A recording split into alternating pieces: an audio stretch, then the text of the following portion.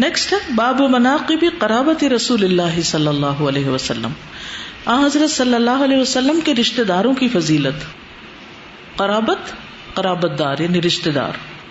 حدثنا ابو الیمان اخبرنا شعیب عن الزہری قال حدثني عروة بن الزبیر عن عائشة ان فاطمة علیہ السلام ارسلت الى ابی بکر تسأله میراثها من النبی صلی اللہ علیہ وسلم مما افاء اللہ علی رسولہ صلی اللہ علیہ وسلم تطلب صدقة النبی صلی اللہ علیہ وسلم التي بالمدینة وفدك وما بقی من خمس خیبر.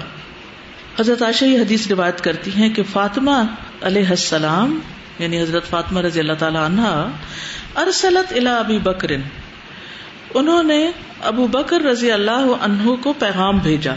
ارسلت بھیجا کسی کو, الی ابی بکر ابو بکر کی طرف. کیا میسج دے کے بھیجا؟ تسألہ, وہ سوال کر رہی تھی حضرت ابو بکر سے جب حضرت ابو بکر خلیفہ بنے, کس چیز کا؟ میراثہا, اپنی میراث کا, ترکے کا, من النبی صلی اللہ علیہ وسلم, نبی صلی اللہ علیہ وسلم کے چھوڑے ہوئے مال میں سے, کہ جو کچھ آپ نے چھوڑا ہے, جو آپ کا حق تھا, وہ ہمیں تقسیم کیا جائے وراثت. مما افاء اللہ علی رسولہ صلی اللہ علیہ وسلم, جو اللہ سبحانہ وتعالی رسول اللہ صلی اللہ علیہ وسلم پر لوٹا لائے. مال فے, مال فے وہ ہوتا ہے جو لڑائی کے بغیر حاصل ہوتا ہے. اور پھر تطلب صدقۃ النبی صلی اللہ علیہ وسلم, اور وہ نبی صلی اللہ علیہ وسلم کے اس صدقے میں سے طلب کر رہی تھی, التی بالمدینتی, جو مدینہ میں سے تھا, وفدکن, اور فدک ایک علاقے کا نام ہے, باغ فدک میں سے تھا, وما بقی من خمس خیبر, اور خیبر کی آمدنی کے 5ویں حصے میں سے تھا. یہ نبی صلی اللہ علیہ وسلم کی آمدنی کے سورسز تھے, جہاں سے وہ آپ اپنے ازواج کو بھی دیتے اور باقی صدقہ خیرات بھی کرتے خوب. تو جب آپ فوت ہو گئے تو حضرت فاطمہ نے حضرت ابو بکر سے کہا کہ آپ اس مال میں سے ہمیں حق دیجیے. فقال ابو بکر, تو ابو بکر نے کہا, ان رسول اللہ صلی اللہ علیہ وسلم قال, کہ رسول اللہ صلی اللہ علیہ وسلم نے فرمایا, لا نورث, ہمارا کوئی وارث نہیں ہوتا, یعنی پیغمبروں کی میراث نہیں ہوتی مال میں سے. کیوں؟ اس لیے کہ ان کا مال وقف ہوتا ہے. وقف وہ مال ہوتا ہے جس کی آمدنی سے فائدہ اٹھایا جا سکتا ہے, لیکن وہ ملکیت کسی کی بھی نہیں بن سکتا, کوئی اس کا مالک نہیں ہو سکتا. اسی سے لفظ اوقاف ہے. نبی صلی اللہ علیہ وسلم کے زمانے میں صحابہ کرام نے اپنی اراضی یا گھوڑے یا تلوار یا اور مختلف چیزیں اللہ کے راستے میں وقف کی تھی, کہ وہ بیت المال کا حصہ ہوں, اس سے فی سبیل اللہ کام لیا جائے, لیکن وہ کسی کی ملکیت میں نہ دیا جائے, یعنی کسی کو اس کا مالک نہ بنایا جائے, وہ بس دین کے فائدے کے لیے. اب بھی آپ دیکھیں مسلمان جہاں جہاں بستے ہیں وہاں اوقاف کے نام سے وزارتیں بھی ہوتی ہیں, محکمے بھی ہوتے ہیں. وہ ان کا کام کیا ہوتا ہے کہ ان علاقوں میں ایسی پراپرٹیز جو سال ہا سال سے اوقاف کے یعنی وقف کے نام پر موجود ہیں ان کو لک آفٹر کریں, اور اگر وہ مثلا زرعی زمینیں ہیں تو ان کی پیداوار ضرورت مندوں میں تقسیم کریں, اور اگر وہ بلڈنگز ہیں تو ان کو مینٹین کریں. ٹھیک ہے نا. اب مثال کے طور پر یہ زمین جس پہ آپ بیٹھے ہیں یہ بھی کیا ہے؟ وقف ہے, کسی کی ملکیت نہیں ہے, کوئی اس کا مالک نہیں ہو سکتا. یہ الہدا فاؤنڈیشن کے نام وقف ہے. اسی طرح مختلف شہروں میں لوگوں نے اپنی جگہ وقف کی ہیں, وہ کوئی بھی خرید کے اپنے نام نہیں کر سکتا, کسی کی ذاتی ملکیت میں تقسیم نہیں ہو سکتی, نہیں جا سکتی. لیکن کیا ہوگا کہ جو بھی یہاں آئے, پڑھے, پڑھائے, اس سے فائدہ اٹھائے. ٹھیک ہے. تو پیغمبروں کی ذاتی مال یا ذاتی چیزیں بھی کیا ہوتی ہیں, وہ اس طرح تقسیم نہیں ہوتی, بلکہ وہ کیا ہوتی ہیں؟ وقف ہو جاتی ہیں. اور پیغمبر کے رشتہ دار اہل بیت اس سے فائدہ اٹھا سکتے ہیں, لیکن اس کے مالک نہیں بن سکتے. بات سمجھ آ گئی؟ تو حضرت ابو بکر رضی اللہ عنہ نے وہ حدیث سنائی کہ نبی صلی اللہ علیہ وسلم نے فرمایا, ما ترکنا فہو صدقہ, جو ہم نے چھوڑا وہ صدقہ ہے. انما یأکل آل محمد من ھذا المال, آل محمد اس مال میں سے کھا سکتے ہیں, یعنی مال اللہ, اللہ کے مال میں سے جو وقف ہو گیا ہے. لیس لہم ان یزیدوا علی المأکل, ان کے لیے جائز نہیں کہ وہ کھانے سے زیادہ کسی چیز میں اس کو استعمال کریں. یعنی اس مال میں سے کھا سکتے ہیں لیکن اس سے آگے کچھ نہیں کر سکتے. وَإِنِّي وَاللَّهِ لَا أُغَيِّرُ شَيْئًا مِّن صَدَقَاتِ النَّبِيِّ صلی اللہ علیہ وسلم، اور بے شک میں اللہ کی قسم ہرگز تبدیل نہیں کروں گا کسی بھی چیز کو جو نبی صلی اللہ علیہ وسلم کے صدقات میں سے ہے. التی کانت علیہا فی عہد النبی صلی اللہ علیہ وسلم، وہ جو اس وقت تھا جو آپ کے زمانے میں ہوا کرتا تھا، یعنی وہ صدقات جو آپ کے زمانے میں تھے. فی عہد النبی.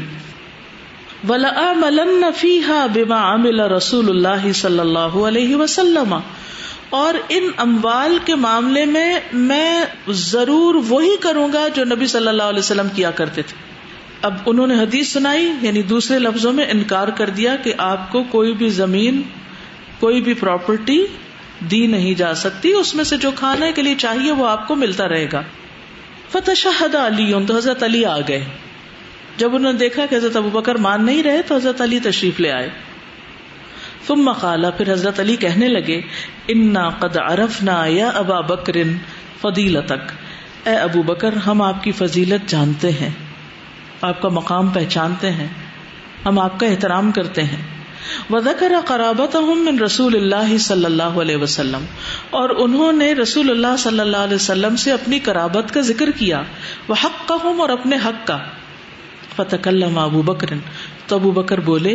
فقال، کہنے لگے، والذی نفسی بیدہ، قسم اس رب کی جس کے ہاتھ میں میری جان ہے، لقرابۃ رسول اللہ صلی اللہ علیہ وسلم، البتہ رسول اللہ صلی اللہ علیہ وسلم کی رشتہ داری، احب الی، مجھے زیادہ محبوب ہے، ان اصل من قرابتی، کہ میں صلہ رحمی کروں اپنے رشتہ داروں سے. یعنی میں اپنے رشتہ داروں سے بھی بڑھ کر آپ کا خیال رکھنے والا ہوں، آپ کے رشتہ داروں کا خیال رکھوں گا. اخبرنی عبد اللہ ابن عبد الوهاب حدثنا خالد حدثنا شعبہ عن واقد قال سمعت ابی يحدث عن ابن عمر عن ابی بکر رضی اللہ عنہم قال ارقبوا محمدا صلی اللہ علیہ وسلم فی اہل بیتہ. اب یہ دوسری سند سے عبداللہ بن عمر روایت کرتے ہیں کہ ابو بکر کو کہتے ہوئے سنا، ارقبوا محمدن، محمد صلی اللہ علیہ وسلم کا خیال رکھو، فی اہل بیت ہی، آپ کے اہل بیت میں. یعنی اگر تمہیں محمد صلی اللہ علیہ وسلم سے محبت ہے تو پھر اس محبت کا ثبوت کس طرح دو کہ آپ کے گھر والوں کا خیال رکھ کے. یعنی آپ کے بعد حضرت ابو بکر لوگوں کو آپ کے اہل بیت کا خیال رکھنے کی تلقین کیا کرتے تھے. تو اس سے یہ پتہ چلتا ہے کہ حضرت ابو بکر کو حضرت علی سے یا حضرت فاطمہ سے کوئی ناراضگی نہیں تھی. اور یہ جو حضرت ابو بکر پر تان کیا جاتا ہے کہ انہوں نے حضرت فاطمہ کو دکھ پہنچایا اور ان کی بات نہیں سنی اور ان کی میراث پر قبضہ رکھا، تو یہ باتیں ناجائز ہیں.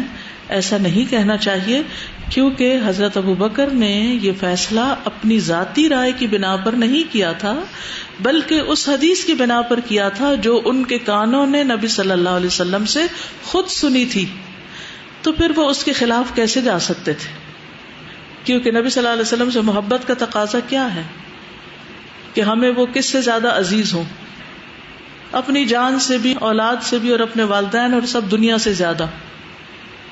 تو وہ کسی بھی طرح آپ کے حکم کی مخالفت نہیں کر سکتے تھے، ورنہ حضرت فاطمہ سے بڑھ کر انہیں کون عزیز ہو سکتا تھا جو رسول اللہ صلی اللہ علیہ وسلم کی محبوب تھی. اب یہ جو اہل بیت ہیں اور یہ قرابت دار جو ہیں، یہ کون کون ہیں، کس کس کو آپ کا قرابت دار کہا جاتا ہے؟ اس سے مراد عبد المطلب کی اولاد ہیں، یعنی آپ کے والد اور ان کے بھائی عبد المطلب کی اولاد ہیں. ٹھیک ہے، دادا ہیں آپ کے عبد المطلب.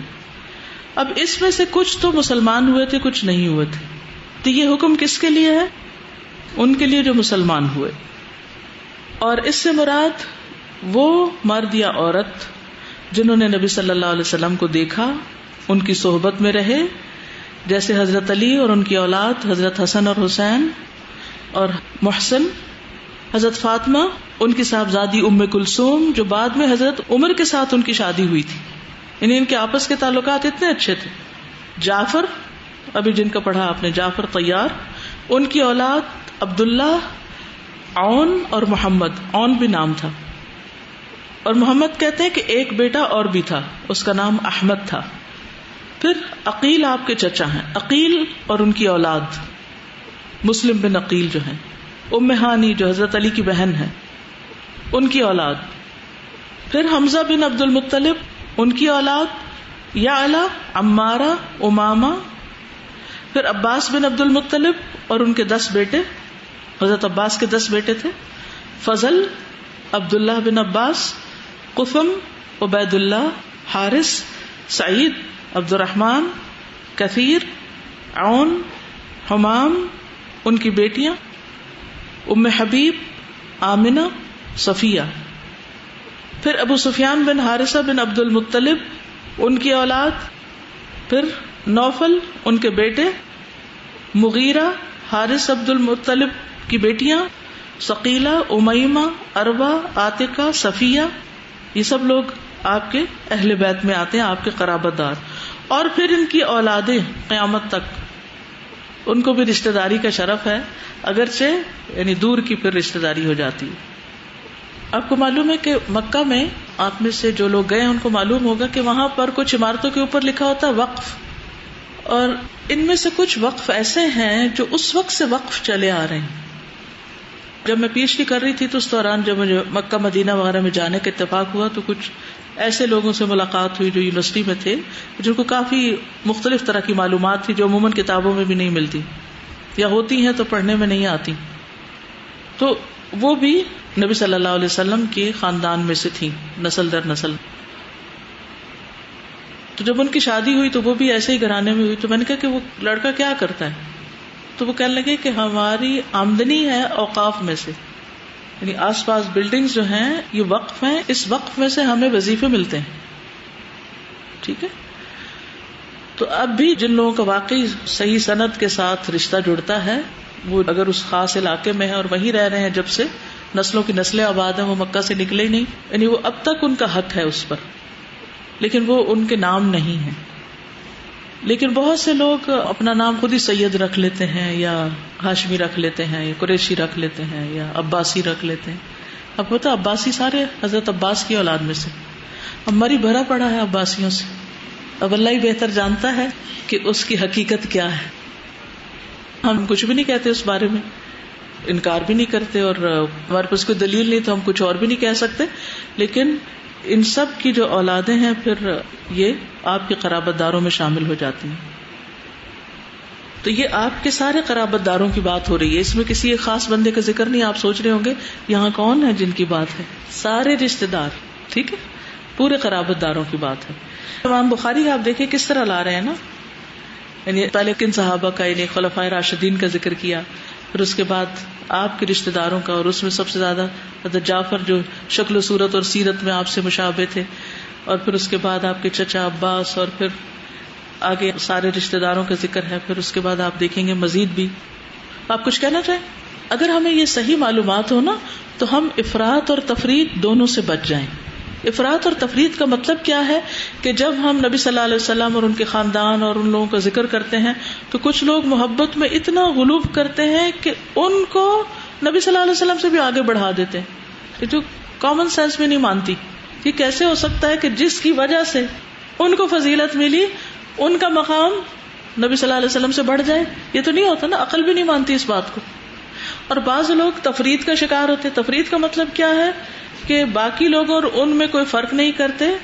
باقی لوگوں کے اپنے فضائل ہیں، لیکن اہل بیت میں سے جن لوگوں نے دین کی خدمت کی یا کام کیا ان کو ایک پلس، یعنی ان کا ایک اور میرٹ بھی ہے، اور وہ آپ صلی اللہ علیہ وسلم کے ساتھ رشتہ داری ہے. تو اس بنا پر ان سے محبت کرنا یہ بھی ایمان کا ایک حصہ ہے.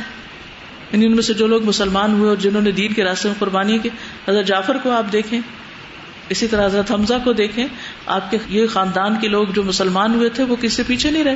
پھر حضرت حسن ہے، پھر حضرت حسین ہے، ان لوگوں کی قربانیاں آپ سب جانتے ہیں. تو ان سے محبت بھی ہمیں کرنا ہے، لیکن اس محبت میں غلوب نہیں کرنا.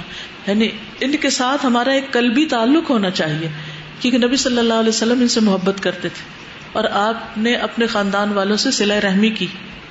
تو قرابت داروں سے جو صلہ رحمی ہے اس کا اپنا ایک اجر اور ایک فائدہ اور ثواب ہے. جی بولیے کون کسی کو سمائی کو؟ السلام علیکم ورحمۃ اللہ وبرکاتہ. استاذہ, وعلیکم السلام. آج کے دن کی جو پہلی حدیث تھی اس کے راوی ہے ابو ہریرہ, تو اس کے لیے آج کا جو میں نے دیکھا کہ وہ صحابہ صفا میں بھی تھے نا جی, کہ وہ علم کی طلب میں اس قدر ماہور اور مگن ہوتے تھے کہ اس بات کی پرواہ ہی نہیں کرتے تھے کہ کھایا بھی ہے یا نہیں کھایا. آج ہم سب بھی تو طالب علم بیٹھے ہیں نا, اگر آج ہمیں ہاسٹل میں یا وہاں تھوڑا سا بھی کچھ پھیکا یا ایسا کھانے کو ملتا ہے فوراً سوچتے چلے میک ڈونلڈ یا KFC یا اس طرح کی بات, ہمیں کھانے کی ہی ہم سوچتے ہیں گھر چلتے ہیں واپس, یہاں تو کھانا ٹھیک نہیں, گھر چلتے ہیں. یعنی بہت سے لوگ جو اس تکلیف کو نہیں برداشت کر سکتے کہ یہاں کھانا ان کے گھر کے ٹیسٹ کے مطابق نہیں, وہ پھر اس پر صبر کر سکے. اس کے بعد دوسری حضرت جعفر کے کہ وہ ابو مساکین تھے, انہیں یہ لقب کس لیے ملا کہ وہ خدمت کرتے تھے, دوسروں کی خدمت کرنا, مسکینوں کی. اگر آج ہمارے پاس کوئی تھوڑی سی بھی چیز ہوتی ہے وہ بھی چھپا کر رکھتے کہ کہیں دیکھ نہ لے سامنے والا, اور ضرورت مند سے تو آنکھیں نہیں ملاتے کہ کچھ مانگے گا. السلام علیکم. جب آپ بات کر رہی تھی نا کہ اگر ہم کسی کے شر سے اپنے آپ کو محفوظ نہ سمجھیں تو ہم اس کے لیے دعا کریں, تو اس وقت جو ہے میرے پیچھے جو لڑکیاں بیٹھی تھیں وہ مسلسل باتیں کر رہی تھیں, تو بس پھر میں نے بھی دعا کی کہ اللہ ان کو ہدایت دے اور وہ خود بھی سنے اور مجھے بھی سننے دے, باقی سب کو بھی سننے دے. فوراً ہی عمل کر لیا آپ نے. ہے السلام علیکم. وعلیکم السلام. میں ہمیشہ دعا کرتی تھی تو صرف اپنے کے لیے کرتی تھی, کبھی کسی اور کے بارے میں نہیں سوچا, اور آج سے کوشش کروں گی کہ میں اوروں کے بارے میں بھی دعا کروں انشاءاللہ. استاذہ, جب میں سوچ رہی تھی نا, جب آپ نے بتایا کہ صدقہ ہر ایک کے ساتھ ہمیں کرنا چاہیے اور یہ نہیں دیکھنا کہ چیز کیا ہے چیز نہیں ہے, تو میں سوچ رہی تھی یہ 3 چیزیں ہمیں روک رہی ہوتی ہیں, شیطان روک رہا ہوتا ہے. ایک کہتا ہے کہ یہ چیز نہ دو, اس بندے کو نہ دو, اس وقت نہ دو, تو ان تینوں چیزوں سے ہم نے دیکھنا ہے. اور دوسری بات یہ کہ حضرت فاطمہ رضی اللہ عنہا, اس میں کوئی شک نہیں کہ وہ اپنے والد سے محبت کرتی تھیں اور بس ان کا ہمیں پتہ ہے. تو دوسری بات یہ کہ ہم عام زندگی میں بھی ہم کافی جھجک محسوس کرتے ہیں اپنی وراثت کا مطالبہ کرنے میں. ہم کہتے ہیں یہ ایک بیٹی کیسی اپنے باپ سے مانگ رہی ہے, اسی وراثت میں مانگ رہی ہے کہ اس سے محبت نہیں, بھائیوں سے محبت نہیں, کہ پیسے مانگ رہی ہے, اس کو تو مال سے محبت ہے. جی, اسے ماں سے محبت ہے. تو وہ پیغمبر کی اولاد ہو کے صلی اللہ علیہ وسلم, ان کی اولاد ہو کے بھی اسے اس بات میں جھجک نہیں, وہ بات الگ تھی کہ ان کو پتہ نہیں تھا, مگر ان کو دیکھ کے نا وہ ختم ہو جاتا ہے. وہ کلچر ہے, وہ دین نہیں ہے. بالکل, یعنی اپنا حق لینے میں, اس کا مطالبہ کرنے میں کوئی حرج نہیں, کوئی گناہ کی بات نہیں ہے.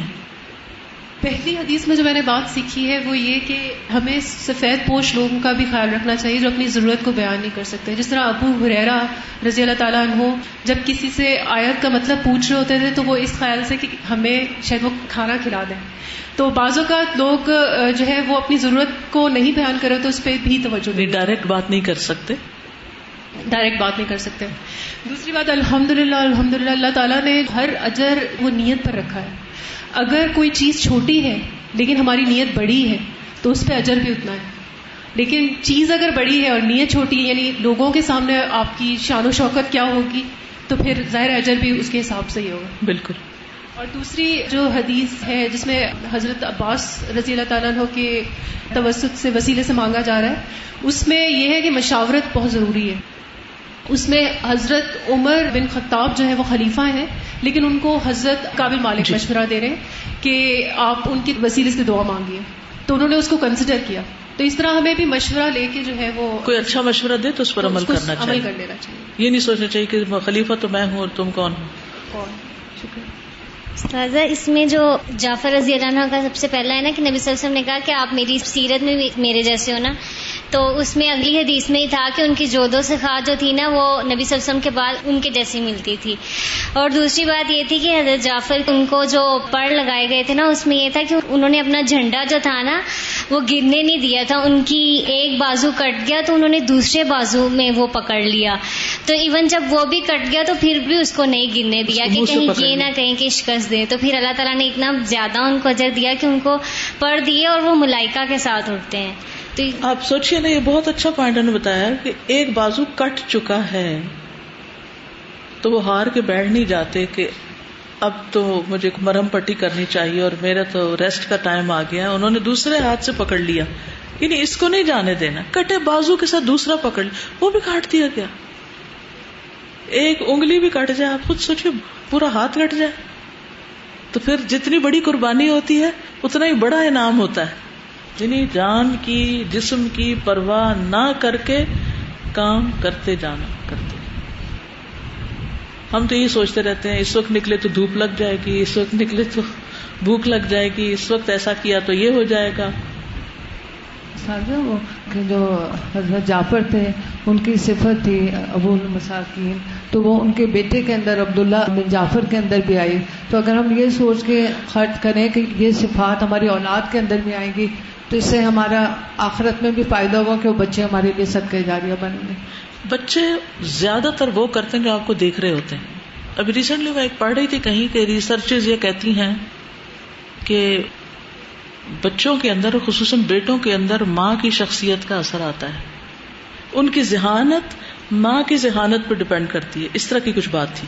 ریسرچ ایک ہوئی تھی کہ فوج میں جب لڑکے جاتے ہیں نا تو ان کو معلوم کیا جاتا ہے, عام طور پہ ہم سمجھتے ہیں کہ مرد حضرات سے بہادری کا ٹریٹ ملتا ہے. اس میں پوری ریسرچ ہوئی کہ بہادر ماں کے بچے ہمیشہ بہادر ہوتے ہیں, تو بہادری کا ٹریٹ بھی ماں سے ملتا ہے. سبحان اللہ. لیکن آج کی مائیں بہادر نہیں رہی, تھوڑا سا خون دیکھ کے بے ہوش ہونے لگتی ہیں. اور مائیں ہی تھی وہ جو ان کو نکالا کرتی تھی اور ان کو بچپن سے ہی سخت جان بناتی تھی. السلام علیکم. وعلیکم السلام. یہ جو پہلے والا حدیث تھا جس میں ضرورت مندوں والا بتایا تھا, تو مطلب یہ میں نے دیکھا تو مجھے وہ بچپن والی ایک بات ہے. جب سے میں چھوٹی تھی نا تو اکثر اسلامیات کے کلاس میں ایک سوال میرے ذہن میں آتا تھا کہ ہمیں بتاتے تھے کہ اللہ تعالیٰ ہمارے شرک سے زیادہ قریب ہے. تو مجھ کو اس سوال کا آج تک جواب نہیں ملا کہ مطلب ہم محسوس نہیں کرتے ہیں, وہ کیا وجہ تھی. اور ایک پھر اس سے ریلیٹڈ مجھے یہ بات یہ آئی کہ رمضان میں مطلب شیطان بند ہو جاتا ہے, تو وہ کون سی چیزیں جو ہم کو روکتی ہے. تو پھر ابھی کل کے لیکچر میں سنا تو نفس جو ہے وہ ہم پر اتنا غالب آ چکا ہے کہ مطلب ہم کو کچھ بھی نظر نہیں آتا ہے. تو ضرورت مندوں میں یہ کہ ہماری نفس ہم پہ اتنے غالب آ چکی ہے, ہم ہر چیز اپنے لیے بچاتے ہیں, ہم یہ نہیں دیکھتے ہیں کہ سامنے والے کو کتنا ضرورت ہے.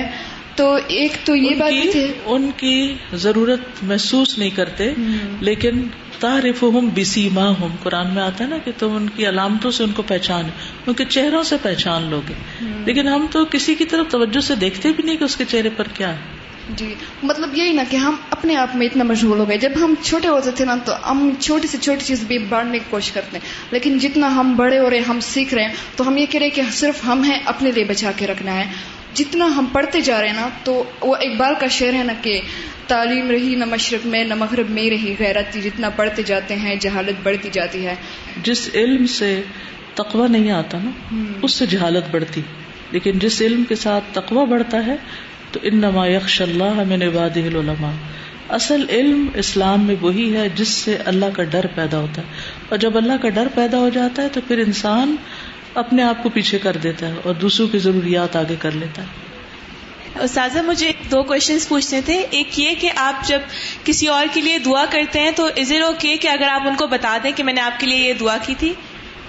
جی کہہ سکتے, کیوں نہیں. اور دوسرا یہ کہ اگر آپ کے پاس کم چیز ہو دینے کے لیے اور آپ کو پتا ہو کہ آپ اس چیز کے لیے بچا کے رکھو گے, کوئی ضرورت مند ایکچوئل جینوئن ضرورت مند آئے تو پھر میرے پاس کوئی چیز دینے کے لیے ہو, تو پھر آپ رینڈم چلتے پھرتے لوگوں کو نہ دیں. پھر بھی دے دیں, جب اگلا کوئی آئے گا تو اس سے پہلے اللہ تعالیٰ آپ کو اور دے چکا ہوگا, پھر آپ اس کو وہ دیں گے.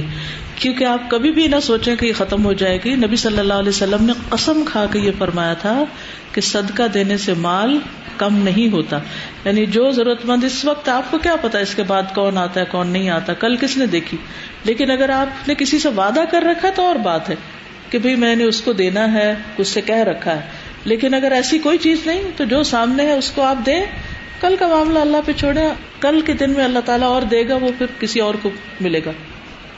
ایک سوال تھا, کل ہم بہنیں مل کے وصیت نامے پہ ڈسکشن کر رہے تھے, تو ہم لوگ یہی سوال آپس میں ڈسکس کر رہے تھے کہ جو ہماری کتب ہیں ان کا کیا ہوگا, مطلب اس کو ہم کس طرح سے کریں گے. تو یہ کیا مطلب صرف انبیاء وغیرہ کے لیے ہے اور علماء کے لیے کہ نہیں؟ کتابیں بھی تقسیم ہوتی ہیں, لیکن آپ چاہیں تو آپ اپنی زندگی میں صدقہ کر دیں, وقف کر دیں, کچھ کر دیں.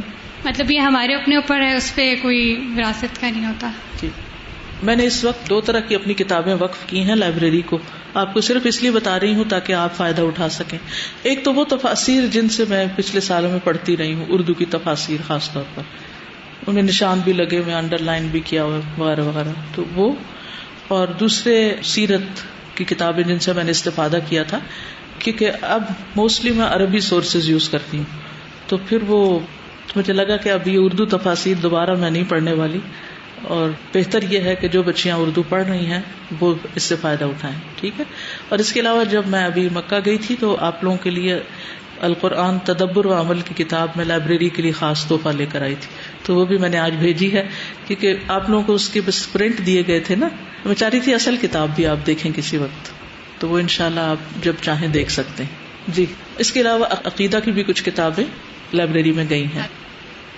حضرت جعفر سے جب آپ سے کی ملاقات خیبر فتح کے وقت ہوئی تھی تو آپ سے نے کہا تھا کہ مجھے نہیں پتا کہ کس بات کی مجھے زیادہ خوشی ہے، خیبر کے فتح ہونے کی یا جعفر کے ملنے کی. تو اس وقت ہم سوچتے ہیں کہ ایک بندے کو اتنا ویلیو کیوں دے رہے ہیں، حالانکہ خیبر کی فتح اتنی آسان نہیں تھی، پڑھنے والے اگر جانتے ہیں تو بعد میں اگر ہم جنگ میں جس میں شہادت حاصل کی ہے تو دیکھیں کہ اس بندے نے کتنا ویلیو کیا جھنڈے کو، اور 3000 کی کیسے سبقت لے گئی ہے. اور دوسری بات حضرت عباس سے ریلیٹڈ تھوڑا سا ہی واقعہ یاد ہے کہ آپ سسم کی بیگمات نے آپ سسم کے ناک میں نا بلیک سیڈ آئل ڈال دیا تھا، اس کی بہت تکلیف ہوتی ہے. تو اس کے بعد آپ سسم نے کہا سوائے میرے چچا عباس کے گھر میں جتنے افراد ہیں ان سب کے ناک میں یہ ڈلے گا، کیونکہ اتنی اذیت ہوئی. تو اس وقت بھی اپنے چچا کو اس میں سے مائنس آؤٹ کر دیا.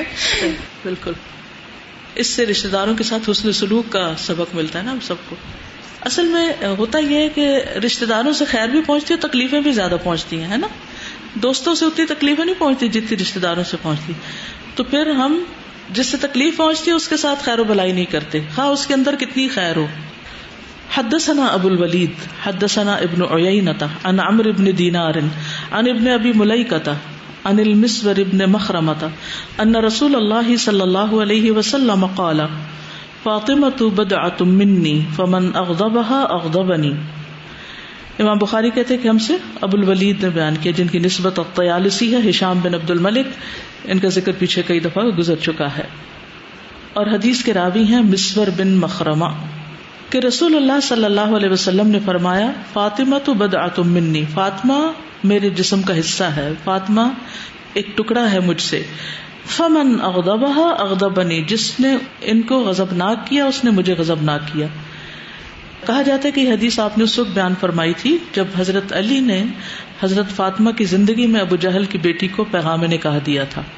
تو آپ صلی اللہ علیہ وسلم اس بات پر ناراض ہوئے تھے کہ دشمن خدا کی بیٹی اور پیغمبر کی بیٹی ایک گھر میں نہیں جمع ہو سکتی. تو اس بنا پر پھر آپ صلی اللہ علیہ وسلم نے یہ بات فرمائی. حدثنا یحیی بن قزعۃ حدثنا ابراہیم بن سعد عن ابیہ عن عروۃ عن عائشہ رضی اللہ عنہا قالت دعا النبی صلی اللہ علیہ وسلم فاطمۃ ابنتہ فی شکواہ الذی قبض فیہا فسارها بشیء فبکت. یحییٰ بن قزع القرشی الحجازی المکی مؤذن تھے، یہ ذکر پیچھے گزر چکا ہے. حدیث حضرت عائشہ روایت کرتی ہیں، کہتی ہیں کہ نبی صلی اللہ علیہ وسلم نے بلا بھیجا فاطمہ اپنی بیٹی کو اس بیماری میں جس میں آپ کی وفات ہوئی. فسار رہا، تو چپ کے بات کی ان سے، سار سر سے، راز، بشیء کسی چیز کے بارے میں، فبکت تو وہ رو دی، ثم دعاہا پھر ان کو بلایا، فسار رہا پھر چپ کے بات کی، فضحکت تو ہنس پڑی. قالت فسألتها عن ذلك، وہ کہتی میں نے ان سے اس کے بارے میں پوچھا. فقالت کہنے لگی سارنی النبی صلی اللہ علیہ وسلم، آپ نے مجھ سے راز میں بات کی. فاخبرنی انه يقبض في وجعه الذي توفي فيه، کہ آپ نے مجھے بتایا کہ آپ اپنی اس تکلیف میں اللہ کو پیارے ہو جائیں گے، یعنی فوت ہو جائیں گے. فبکیت تو میں رو پڑی. ثم سارنی پھر آپ نے چپ کے مجھے بتایا. فاخبرنی انی اول اہل بیتہ اتبعہ، کہ میں آپ کے گھر والوں میں سے سب سے پہلی ہوں گی. آپ نے مجھے خبر دی کہ میں آپ کے گھر والوں میں سے سب سے پہلی ہوں گی جو آپ کے پیچھے آؤں گی، یعنی فوت ہوں گی. فضحکت تو میں ہنس پڑی.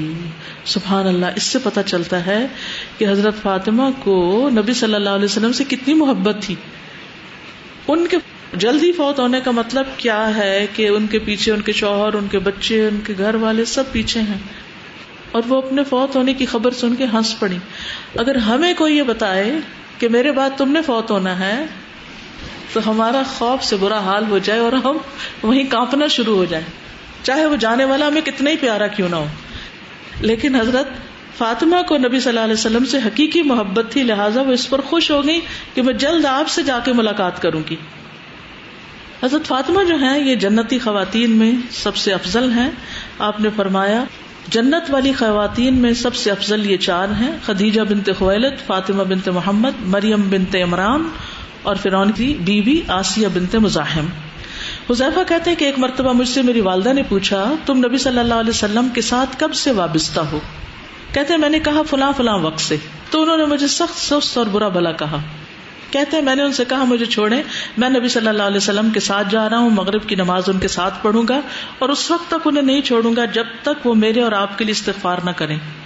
کہتے ہیں چنانچہ میں نبی صلی اللہ علیہ وسلم کی خدمت میں حاضر ہوا، ان کے ساتھ مغرب کی نماز پڑھی، پھر نبی صلی اللہ علیہ وسلم نے عشاء کی نماز پڑھی، واپس چلے گئے. میں بھی پیچھے چلا گیا. راستے میں کوئی آدمی مل گیا جس سے آپ سرگوشی کرنے لگے. جب وہ چلا گیا تو میں پھر آپ کے پیچھے چل پڑا. آپ نے میری آواز سن لی، پوچھا کون ہے؟ میں نے کہا حذیفہ. آپ نے پوچھا کیا بات ہے؟ میں نے سارا واقعہ بتایا. تو آپ نے فرمایا اللہ تمہیں اور تمہاری والدہ کو معاف فرمائے. پھر فرمایا کیا تم نے اس شخص کو دیکھا تھا جو ابھی کچھ دیر پہلے مجھ سے ملا تھا؟ کہتے ہیں میں نے کہا کیوں نہیں. آپ نے فرمایا وہ فرشتوں میں سے ایک فرشتہ تھا جو آج رات سے پہلے کبھی زمین پر نہیں اترا. اس نے رب سے اس بات کی اجازت لی تھی کہ مجھے سلام کر لے اور یہ خوشخبری دی کہ حسن اور حسین جنت کے نوجوانوں کے سردار ہیں اور فاطمہ جنت کی عورتوں کی سردار ہیں. یعنی وہ فرشتہ یہ خوشخبری لے کر آیا تھا جو راستے میں آپ کو سلام کر کے بتا رہا تھا. یعنی اس کا یہ مطلب نہیں کہ جنت میں صرف جوان جو فوت ہوں گے ان کے سردار ہوں گے. مطلب یہ ہے کہ جو ایمان کی حالت میں جوانی میں فوت ہوں گے وہ، ورنہ سبھی لوگ جوان ہو کے داخل ہوں گے. ٹھیک ہے. ایک اور حدیث سے پتہ چلتا ہے سلسلہ صحیحہ کہ مریم بنت عمران کے بعد یعنی وہ پہلے گزر چکی جنتی عورتوں کی سردار یہ ہیں فاطمہ، خدیجہ اور فرعون کی بیوی آسیہ. اور آپ نے ایک مرتبہ بھی فرمایا کہ جو چیز فاطمہ کو پریشان کرتی ہے وہ مجھے بھی کرتی ہے، جو چیز اسے خوش کرتی ہے وہ مجھے بھی خوش کرتی. قیامت کے دن سب حسب نسب منقطع ہو جائیں گے، یعنی سارے رشتے ختم ہو جائیں گے سوائے میرے نسب، رشتہ داری اور دامادگی کے، یعنی صرف وہ باقی رہے گا، باقی ختم. ام المومنین حضرت عائشہ کہتی ہیں کہ میں نے عادات، چال چلن، بات چیت میں رسول اللہ صلی اللہ علیہ وسلم سے سب سے زیادہ مشابہ فاطمہ کے سوا کسی کو نہیں دیکھا. اللہ ان کے چہرے کو تازگی بخشے. حضرت فاطمہ کے بارے میں کہہ رہی ہیں حضرت عائشہ، جب وہ آپ کے پاس آتی تو آپ ان کے لیے کھڑے ہو جاتے، ان کا ہاتھ پکڑتے، انہیں بوسہ دیتے، انہیں اپنی جگہ بٹھا لیتے، اور جب آپ ان کے وہاں جاتے تو وہ آپ کی طرف بڑھتی، آپ کا ہاتھ پکڑتی، بوسہ دیتی اور آپ کو اپنی جگہ پر بٹھاتی. تو باپ اور بیٹی میں کتنا خوبصورت تعلق تھا. اللہ سبحانہ و تعالی ہمارے اندر بھی آپس کی ایسی ہی محبتیں پیدا فرمائے. وآخر دعوانا ان الحمد للہ رب العالمین. سبحانک اللہم وبحمدک اشہد ان لا الہ الا انت استغفرک واتوب الیک. السلام علیکم ورحمۃ اللہ وبرکاتہ.